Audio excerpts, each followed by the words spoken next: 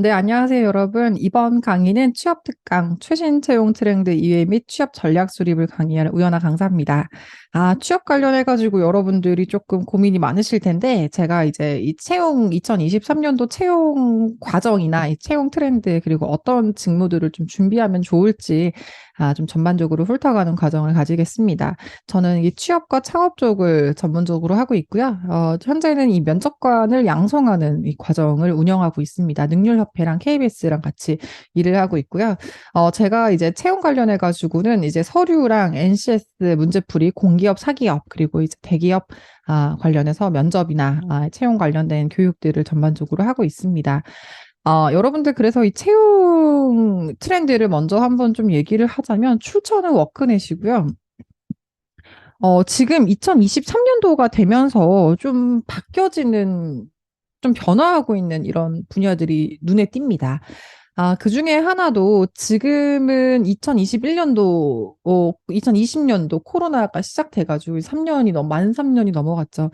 근데 이제도 이제 코로나가 이제 진정되고 회복세에 있음에도 불구하고 아직까지는 비대면, 디지털 관련된 수요가 많아지고 있습니다.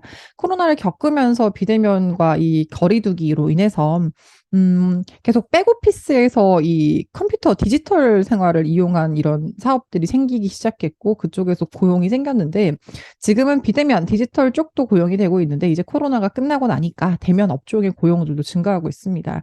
근데 안타깝게도 우리가 계속 코로나 시기를 끼면서 무인 시스템들이 등장하기 시작해가지고 고용 상태를 봤을 때는 아직까지는 물론 인건비가 높아지는 상황에서 그러니까 사람이 이 일을 하는 상황이긴 하지만 언젠가는 이게 계속 기술화되는 이 상황에서 인력의 이 부분을 기술로 바꿔질 수 있는 그런 좀 가능성은 계속 크고 있습니다. 지금 계속 창업하고 있는 이 업종에서도 키오스크라던가 무인화라던가 자동화 이런 쪽에서 창업이 생기다 보니까 이제 인건비를 생각했을 때 쉽게 이 직원을 고용하지 못하는 상황들이 생기거든요. 그걸 반대로 얘기하자면 창업 시장은 굉장히 급부상하겠지만 취업 시장은 약간은 주춤하고 있는 상황이긴 합니다. 2022년 고용 증가를 전망을 하긴 했지만 사실상 이게 지금 단기성 일자리 사업들이 좀 많기도 하고 회사를 다니고, 이 정규직으로 다니고 있는 사람들도 있겠지만, 일자리 참여자분들, 인턴분들도 다 고용 현황에 포함돼 있다 보니까, 코로나가 심할 때에 대비했을 때 늘고 있는 상황이지만 완전히 좀 안정화됐다라고 보기는 어렵습니다. 그래서 지금 일자리 예산들이 어떤 방향으로 풀리나 보면은 결국은 지금 미래에 대한 투자 쪽으로 풀리고 있어요. 그래서 창업 지원이랑 고용 서비스, 직업 훈련 부분에서 증가하는데 이게 제가 예상컨대 이제 계속 키오스크라든지 이런 기술이 결과적으로 이 근로자의 이 생존권을 좀 위협하는 상황이다 보니까 계속 직업 훈련을 시켜서 새로운 직업을 가질 수 있게끔 창직 개념으로 직업 훈련 교육들이 계속 생기고 있습니다. 그래서 저도 지금 창업학을 공부했지만 창업 관련된 교육들이 사실 제일 의뢰가 많이 들어오긴 해요. 그래서 미래에 대한 투자 쪽이 많이 생기고 있고 2023년도 일자리 전망은 양호한 고용 여건 이어지겠으나 사실 뭐 양호하다라기보다 그전 대비 조금 낮다. 근데 2022년 대비해서는 취업자 수의 증가폭은 조금 주춤할 것이다.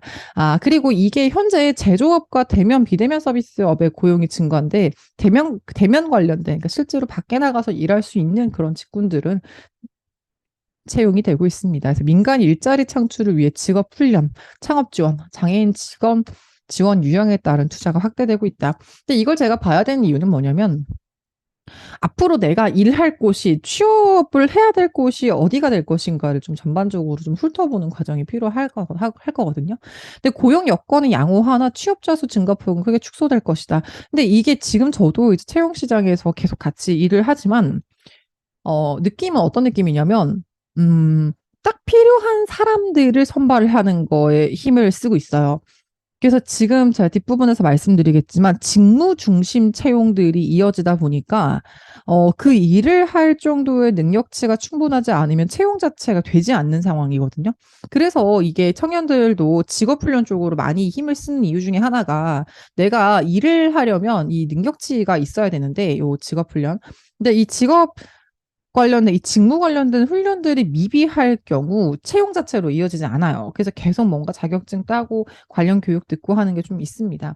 그래서 고용 여건은 양호한 상태이지만 약간 취업자 수는 좀 적습니다. 근데 취업자 수도 그래서 교육을 받고 그 새로운 직무 쪽으로 훈련을 받은 상태에서 진입하는 건 괜찮다고 보거든요. 그래서 취업자 수가 지금 약간은 조금 주춤한 상황이다. 근데 아마 이 취업자 수는 인구 구조의 변화가 이어지기 때문에 그렇지 않을까 싶어요. 취업자 수로 보는 것보다 퍼센테이지로 보는 게 정확하겠지만 일단 고령 인구가 차지하는 비중이 많이 증가하고 핵심 인구라고 하는 생산 인구가 많이 감소했습니다. 그래서 그리고 15세 이상의 인구가 증가세가 좀 둔화되니까 취업을 하는 이 대상자 수가 줄어들 수 있다. 그래서 결국은 취업자 수라고 볼 수 있는 전체 인구에서 생산 가능한 인구들은 점점 줄기 때문에 취업자 수가 감소하는 방향으로 작용할 거다. 그래서 지금은 여러분들이 취업을 못하는 것도 있겠지만 안 하는 것도 좀 크거든요. 근데 안 하는 이유를 물어보면 항상 어 글쎄 워라밸이 지켜지지 않는 것 같아서요. 이런 얘기를 많이 해요. 그래서 이 기업도 괜찮은데 여기도 한번 써보실래요? 그러니까 근데 거기는 야근 너무 많대요. 약간 이런 게 커요. 그래서 예전 같은 경우에 우리의 부모님 세대나 이제 30, 40 세대, 30 후반, 40 세대, 그러니까 80년대생까지만 해도 사실상 그렇게 엄청나게 내 생활도 중요하면서 이 직장을 잘 다녀야겠다 이렇게 생각하는 분들이 많지는 않았거든요. 근데 이제는 뭐 내가 있어야 회사가 있는 거 아니야? 약간 이런 기준으로 바뀌다 보니까 정말 이 조건에 부합하는 내가 만족할 만한 환경에 부합하는 회사가 아니면 지원하지 않는 경우들도 좀 있습니다. 그래서 관련 제도를 개선하기 위해서 기업들도 노력하고 있고요. 젊은 고령층의 참여를 계속 노력하고 있습니다. 그래서 여러분들에게 제가 지금 말씀드리고 싶은 거는 앞으로 채용 시장, 그 취업 시장은 어떻게 바뀌어갈 거기 때문에 나는 어떤 준비를 해야겠다라는 것을 좀 훑어가는 과정으로 알고 계시면 될 것 같고요. 그래서 지금은 계속 미래 대비 집중 투자라고 알려져 있는 일자리 사업에 예산이 많이 배정돼 있습니다. 그래서 계속 어떻게 보면은 이 교육에 많은 힘을 싣게 해줘요. 저도 지금 서울시라든지 이런 이 기관에서 교육을 하는데 대체로 미래 일자리 교육들을 많이 요청해요. 앞으로 뭐 저는 챗 GPT를 이용한 블로거들을 양성하는 교육을 해보고 싶은데 그런 교육 좀 해달라던가 아무튼 그런 식의 직업 훈련 그리고 청년 창업들을 위한 창업 지원 교육을 좀 해보고 싶다 막 이런 것들도 있습니다. 그래서 이것도 우리가 취업 지원 프로그램들이 상당히 많거든요. 관련 시도 있고 뭐 서울시 일자리 센터도 있고 뭐 근로복지공단 뭐 고용정보원 이런 데 많다 보니까 잘 보시는 게 좋고요. 일자리 사업 자체는 좀 늘고 있고 근데 일자리 사업 요때 2022년도에 높았던 거는 이게 코로나 때문에 한시적 일자리 사업이 좀 많았어요. 근데 지금 직업 훈련들이 늘고 있고 창업 쪽도 늘고 있고 지원 고용하는 이 사업들도 늘고 있습니다. 그래서 계속 우리는 미래 산업 관련해 가지고 이 집중 훈련을 받으시는 게 좋을 텐데 우리 K 디지털이라고 해 가지고 K 디지털 교육이라는 아주 큰 플랫폼이 한 개 생겼어요. 플랫폼. 교육을 디지털 쪽에서 엄청나게 할 수 있게끔 디지털, 바이오, 미래자동차, 나노 쪽에서 국가기관 사업에 국가가 인재를 양성하는 사업들을 할 텐데 엄청 좀 길게 들어가요. 사업 자체가. 그래서 몇 개월 듣는 뭐 학원에서 듣는 이런 게 아니라 전문 분야들 쫙 모아가지고 반도체 분야 쫙 키우고 학과도 만들고 계약학과라고 해가지고 대학교 졸업하면 바로 취직할 수 있게끔 그런 학과들도 막 만들고 훈련센터들도 만들고 있습니다. 그래서 여러분들이 지금 내가 이제 진로를 설정을 해야 되는 단계에 있다라고 치면 결국은 이제 미래 전략 쪽으로 사업이 빠져줘야 될 것 같긴 해요. 그래서 이 내가 뭔가를 배운다라고 쳤을 때 이 배우는 과정이 미래를 예상했을 때 가장 핵심적인 부분을 차지할 수 있을까를 보고 고르시는 게 좋아요. 미래 전략 사업에서 국가를 양성하고 있기 때문에 해서 일단은 최대한 조금 편하게 말씀드려 보자면 취업 지원은 많아질 겁니다. 그래서 우리 청년 자금 같은 경우에도 뭐 서울시가 처음에 시작했던 청년 그 지원금, 청년수당 같은 경우도 지금 거의 웬만한 시도 다 하고 있죠. 청년수당 50만 원씩 6개월 주고 이런 사업들도 많이 하고 있기 때문에 계속 이 청년들 취업을 위한 지원 프로그램들은 생길 거예요. 목돈을 만들어 준다던가 혹은 이 교육을 계속 끊임없이 시켜준다던가 혹은 미래 핵심 사업에 대한 역량을 키워준다거나 아니면 기업에 맞춰서 매칭을 해준다던가 이런 것들 그리고 시장형 일자리 사업 같은 것도 해줄 건데 그래서 선생님 저는 앞으로 어떤 교육을 듣고 어떤 방향으로 커가야 될까요? 라고 보면은 결국 이건 것 같습니다. 지금은 어떻게 보면은 소프트웨어 관련해가지고 우리가 결국 IT 기업에서 앞으로의 IT에 해당하는 산업들은 계속 커질 거라고 보거든요. 그래서 이게 기관에서도 뭐 SK든 현대든 LG든 계속 이런 아카데미 쪽에 교육들을 만들어 줄 거예요. 그래서 내가 뭐 공대든 이대든 그 공과대든 뭐 인문대든 뭐 예대든 경상대든 어떤 데든 상관없이 내가 기본적으로 쌓아야 될 역량은 아무래도 이 소프트웨어에 대한 혹은 뭐 이런 기술에 대한 미래 첨단 기술에 대한 이해라고 생각을 해요. 그래서 이게 이제는 우리가 예전에는 그런 데가 있었잖아요. 저기 초창기 때 컴퓨터가 나왔을 때 다들 막 수기로 주판 쓰고 막 수기로 그려가지고 막 화이트로 맨날 재고 수량 고치고 할 때 그때 차부장님들한테 승진을 할 거면 컴퓨터 자격증 따오라 그랬대요.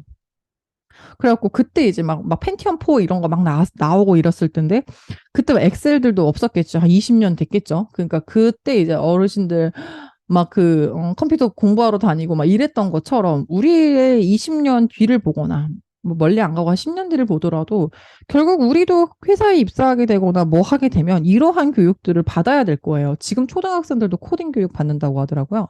그래서 이게 결국은 우리가 언젠가는 미래 산업이 기본이 되는 디폴트가 되는 사업이 될 텐데, 산업이 될 텐데, 그때의 그 과정을 지금이라도 밟아야지 경쟁력이 생길 수밖에 없어요. 그래서 금융 특화 과정이 개설되고 핀테크 소프트웨어 개발자가 육성된다든 이런 소식도 있습니다. 그래서 지금 채용 시장의 변화를 한 문장으로 요약하자면, 결국 코로나 발생이랑 4차 산업혁명 때문에, 그 덕분에 비대면과 디지털 전환이 빠르게 앞당겨졌고 채용 시장 변화도 갖고 왔습니다. 그래서 이 디지털 인재 육성에 대한 이런 책임들이라든지 이런 목표가 굉장히 강하거든요. 네. 그래서 이게 디지털 인재의 중요성이 강조돼 있다 보니까 여러분들은 서류든 면접이든 들어갈 때 디지털 관련된 교육들은 한 개 내지 두 개 정도는 조금 써놔야 될 것 같아요. 저는 공기업, 사기업 둘 다 이 채용을 하거든요. 그 채용 쪽에서 그 공부를 하는데 네, 공기업 쪽 같은 경우에는 우리가 NCS라고 해가지고 NCS 이제 직무 중심 채용 해가지고 이 해당 직무를 기준으로 선발하는 게 있죠. 그래서 우리가 학력이라든지 뭐 전공이라든지 나이, 성별 이런 걸 다 안 봐요. 근데 여기에 교육 이수 사항이라든지 뭐 경험, 경력 이런 거 보거든요. 근데 이런 걸 본다라 쳤을 때 내가 아무리 행정직군이라고 할지라도 디지털 관련된 교육이 어딘가에 들어가 있다면 지원자에게 플러스가 될 거예요. 그래서 결국은 디지털 관련된 것들은 이제는 피할 수는 없는 상황이다. 이렇게 봅니다. 그래서 어딘가에 쓸 거기 때문에. 그래서 이제 요즘에 은행권 준비하시는 분들도 디지털 관련된 교육 다 듣고 와요. 메타버스 교육이라든지. 왜냐면은 은행이 지금 뭐 지점들을 폐쇄하고 있거든요.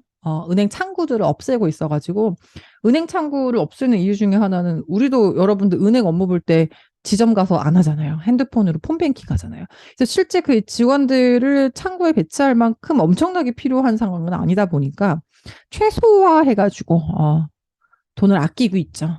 그래서 이 디지털 관련된 교육들을 듣는 행원이라든지 은행원이 있다면 그쪽으로 선호도가 갈 수밖에 없습니다.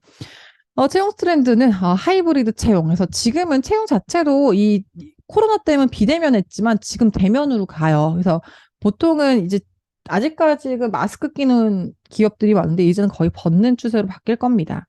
그리고 실무형 인재라 해가지고 지금은 요겁니다. 채용 방식들은 뭐 디지털로 가든 하이브리드로 가든 상관이 없지만 지금은 이거예요. 실무형 인재, 직무 적합성이 높은 인재를 추구합니다. 다시 공채가 부활하고 있긴 하지만 대부분의 기업들은 거의 공채를 폐지했습니다. 그래서 상시 채용, 수시 채용 쪽으로 지금 트렌드가 바뀌고 있는데 이게 되게 큰 문제예요. 상시 수시 채용을 하게 되면 적합한 사람이 있으면 많이 뽑으면 상관이 없지만 항상 뭐 0명 이런 식으로 뽑거든요. 근데 몇 명 뽑는지도 모르고, 어, 소수의 인원들을 뽑으니까, 아, 인재들이 다 몰립니다. 그래서 만약에 이게 막 30명씩 이렇게 뽑는 공채 있잖아요. 뭐 30명, 뭐, 한 300명 이렇게 뽑아버리면은, 웬만큼 기준점만 넘어가면은 서류 합격하고 면접까지 가고 이러거든요. 근데 상시 수시는 진짜 이 사람 해봤던 중고 신입이 아니면 들어가기가 힘들어요. 그래서 직무적합성이 높은 인재를 추구하려고 하는 그런 욕구가 더 크기 때문에 그래서 교육이라든지 이런 경험이나 경력, 대외 활동이 이 직무와 유사하고 디지털 관련된 역량으로 조금 들어가져 있어야 이 사람은 좀 미래 사업에서 좀 의미 있는 일을 하겠다라고 예상한다라는 거예요. 그래서 지금은 디지털 인재를 확보하는 전쟁이 시작됐습니다. 그래서 계속 이 디지털 인재를 키우기 위한 과정들을 할 거고, 뭐 학과를 만든다던가, 이 디지털 인재를 하기 위한 교육들을 만든다던가 할 겁니다. 그래서 이거는 뭐 대학 연계하는 것도 있는데, 사실 밖에서 들을 수 있는 교육들이 더 많아요. 디지털 교육 같은 경우에는 많습니다. 그리고 이게 지금 왜 그렇게 디지털 관련된 얘기들을 하냐면, 우리가 예전에 컴퓨터 없었을 때, 컴퓨터 생겼을 때도 컴퓨터 교육 엄청 많이 했거든요. 근데 그런 것처럼 지금도 신기술과 신산업에 대한 인재가 너무 부족합니다. 그래서 이 신산업을 키우려면 신산업을 할 수 있는 사람들이 필요하거든요. 근데 그게 없기 때문에 문제예요. 그래서 그런 부분들의 인재를 양성하는 교육들을 하고 시 단위로 그리고 이 기관 단위로 중앙부처 단위로 교육들을 많이 할 겁니다.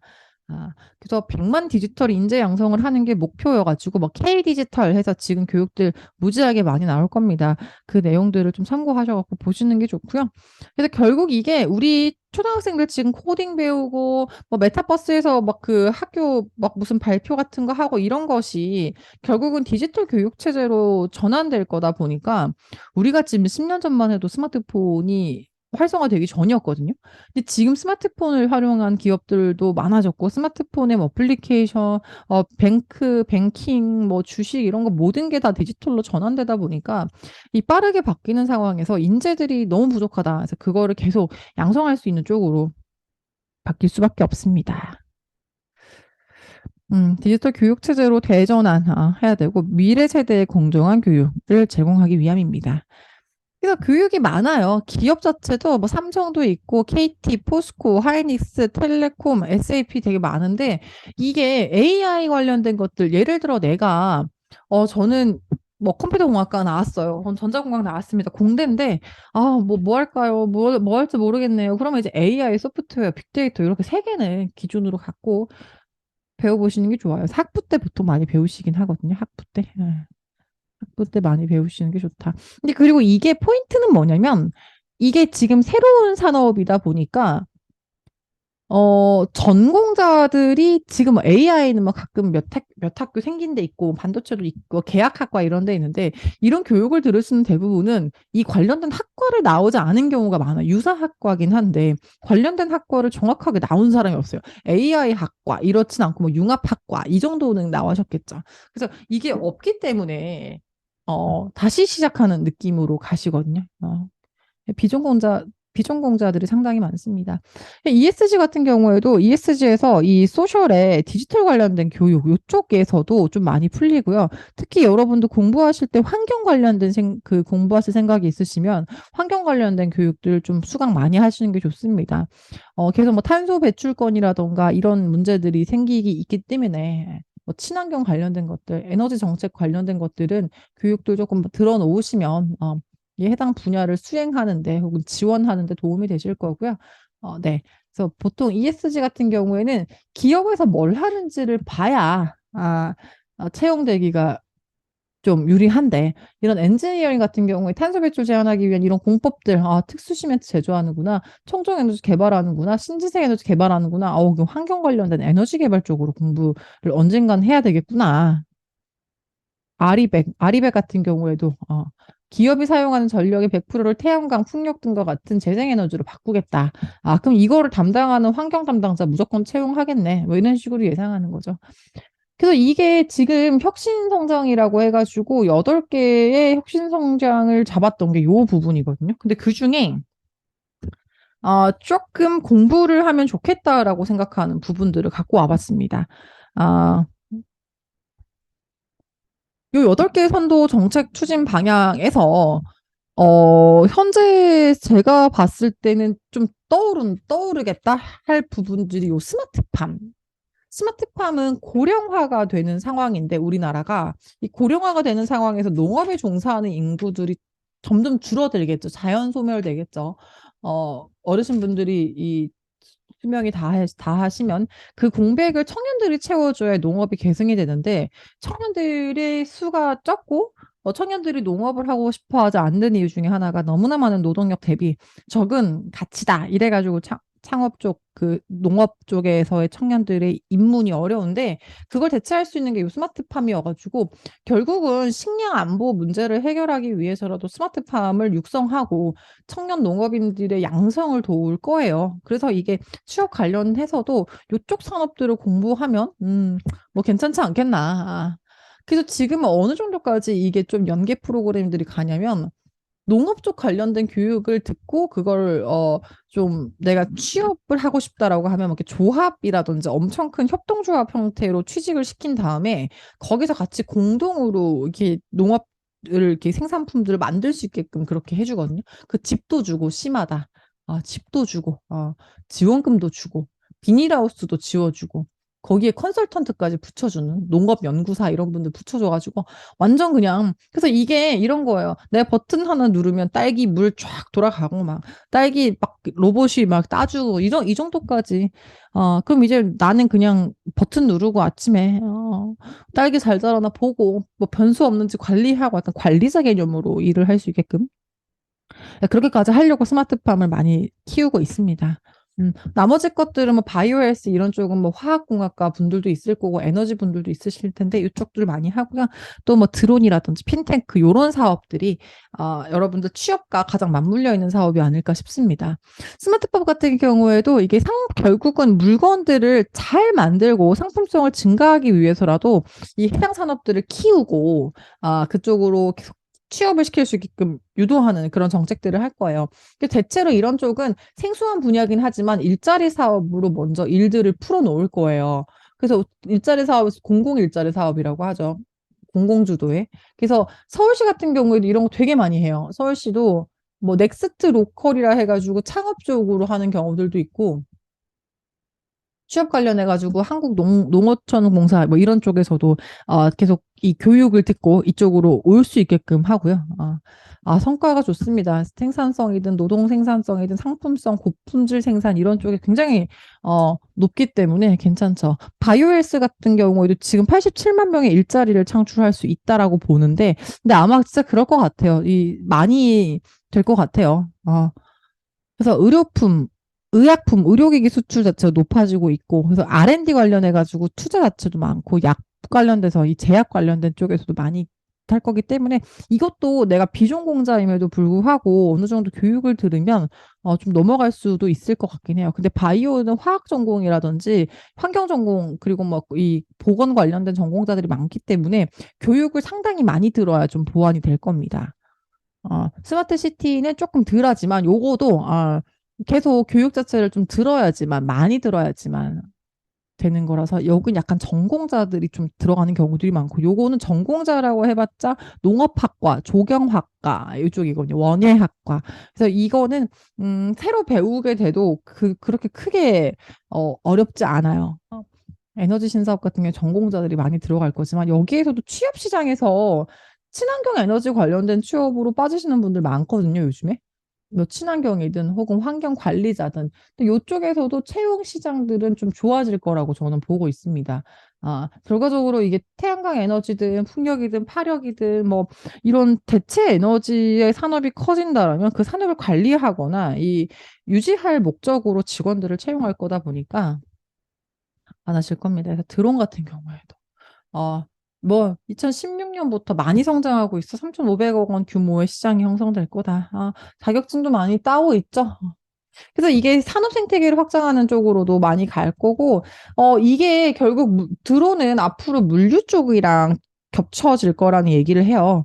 그래서 지금 그때 얼마 전에 이수만 SM 대표였었죠. 이수만 씨가 드론 택시 투자했다가 잭팟 터졌잖아요. 결과적으로 이게 이동수단으로 대체가 된다거나 물류수단으로 대체가 될 건데, 이게 언제인지는 모르겠죠. 그래서 여러분들 취직을 한다라고 친다면 드론 관련된 쪽에서 경험을 쌓는 것도. 그래서 이 드론은 이것도 전공이 있긴 해요. 뭐 드론 학과라든지 이런 게 있긴 한데, 사실 그 전공 학과를 나와야지만 할 수 있는 건 아니다 보니까, 대체로 이런 자격증 따놓고 보고 있는 겁니다. 취업 준비한다 치면 내가 그래도 이쪽에서 에너지 쪽은 아닌 것 같고 환경 쪽도 아닌 것 같고 그럼 이게 드론 쪽은 생각 있네. 그럼 이제 배워보는 거죠.